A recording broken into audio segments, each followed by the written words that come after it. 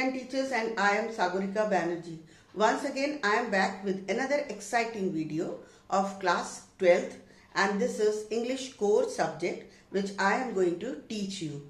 Today I am going to teach you the first poem from the book Flamingo, and the name of the poem is My Mother at 66, written by Kamala. So stay tuned to my channel Polybanteaches and watch the video till the end. So in this poem, we will read about how Kamala has explained about her relationship with her mother and something related to her fear, the familiar ache of losing her. And besides all these things, we will also come to know about how she expresses her feelings, whether she expresses it or not. But before going through the poem, let us just know about the poet. About the poet, it's written in the book. As per the book, it's Kamala Das, 1934, was born in Malabar, Kerala. She is recognized as one of India's foremost poets.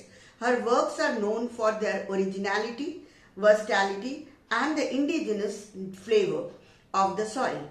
Kamala Das has published many novels and short stories in English and Malayalam under the name Madhavi Kutti.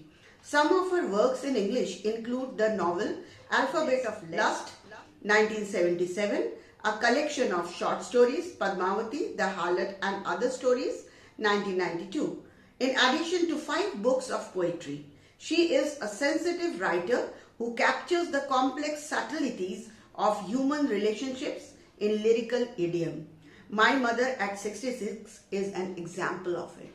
So it's a very nice poem, very beautifully explained. The life cycle also, metaphorically if we understand, it is also related to the life cycle of man. Now before I start with the poem, let me just give you a gist about the storyline behind this poem. So as the poem starts, we come to know that the poet Kamala Das is leaving her parents' home and she is going to Cochin, and while going to the airport, her mother accompanies her in a car. So both of them are sitting in a car, and suddenly she finds her mother dozing. Means she was sleeping, you can say, a quick nap, you can say. And the poet here then observes certain real facts. When she looked at her mother, she finds that her mother is getting old, and that makes her feel very sad. Unknowingly, she starts comparing her mother's face, pale, dull face, with that of her dead body's face, and that makes her feel more sad because her familiar old ache, that is of losing her mother, which every child has, of losing the familiar ache of losing their parents.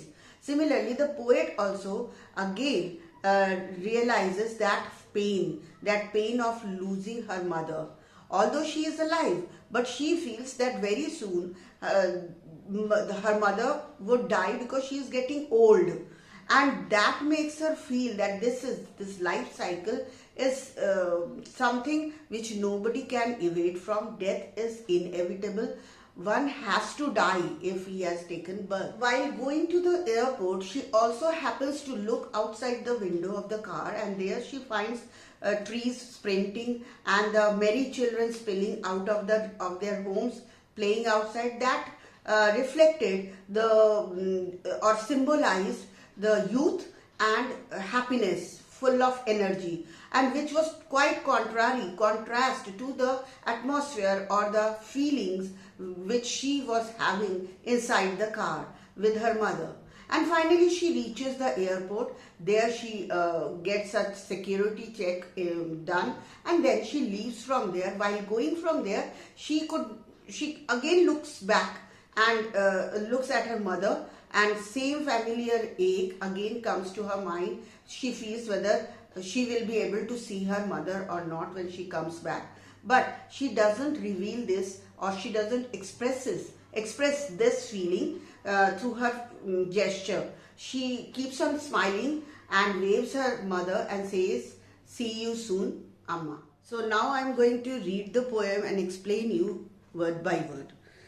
Driving from my parents' home to Cochin last Friday, last Friday morning, I saw my mother beside me. So very simply she has written that driving through her home, she was going to Cochin and she was in a car where she was sitting with her mother in the car. It was a Friday morning. I saw my mother beside me. And when she happens to look at her mother and she finds her sitting beside her, doors open mouth, her face ashen like that of a corpse. Doze means she was at that particular time dozing with her mouth open, and her face was so dull, so pale that it looked like that of a face of a dead body. That is why she mentioned it. Her face ashen like that of a corpse. Corpse means dead body. And realized with pain. Now mark this point. Realized with pain means she suddenly realizes something, and that was not a very good feeling. That was filled with pain, with sorrow. That she was as old as she looked. She realizes that her mother was as old as she looked. So, but soon put that thought away and looked out at young trees sprinting and the merry children spilling out of their homes. But now here she says that then she suddenly realizes that she was totally in pensive mood, in sad mood, and so what she does, she looks out of the window of the car and there she finds the trees sprinting. Sprinting means jumping. Young trees. Young trees resembled youth, but you cannot imagine trees jumping. So the car was moving in this direction and the trees were seeming as if they were moving back. So it seemed to her that the trees were young trees which were jumping, which were sprinting, and the merry children spilling out of their homes. The young children, they were filled with enjoyment because they were playing. They were coming out of their homes and they were playing outside. So contrary to just contrast to the atmosphere, the feelings inside the car, which was totally sad and pensive, outside there was life full of enjoyment, youth, full of energy and happiness. But after the airport security check, standing a few yards away, I looked again at her, wan, pale, as a late winter's moon. Now the poet again says that after she reaches the airport and after her security check is done, she was standing a few yards away from her mother and she again looked back. And when she looked again at her mother, she finds her quite pale. Wan means weak, pale as a late winter's moon. Now imagine the moon shining in the sky during the winter season, late night. So normally winter season has foggy nights almost. You cannot see the clear vision of the moon. So it is quite dull. So that is being compared here with that of the face of her mother or her appearance. She says, I looked again at her, wan, pale, as a late winter's moon, and felt that old familiar ache. Again, she felt that old familiar ache. Familiar ache is the feeling of losing her mother, the fear of losing her mother, which she always had when she was young and still now she is having. And this is quite familiar because it happens to all of us.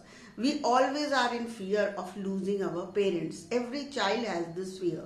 So the poet here says that she again felt that familiar ache. Why she is saying that she felt that familiar ache at that time?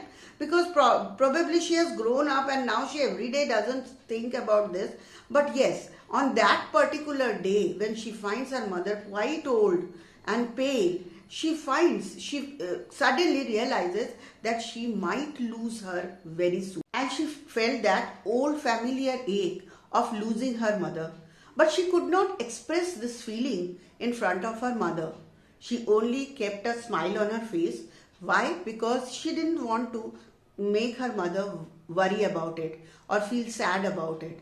So what she did, she hid the feelings inside her, keeping a hope that she would definitely be seeing her mother again. So she said, "See you soon, Amma." But at the same time, she was also questioning herself whether she would ever be able to see her, but she did not express her. So she kept her smile on her face, and with a hope, she said, "See you soon, Amma," and she waved her hand and she smiled. So this is all about the poem. Now, if you can see this document which I am sharing with you on the screen, you can see the value points I have mentioned about the poem. But besides that, there is the theme of the poem which says, "My mother at 66 captures the fear of the poet of losing her mother due to declining health and loss of energy which accompanies old age.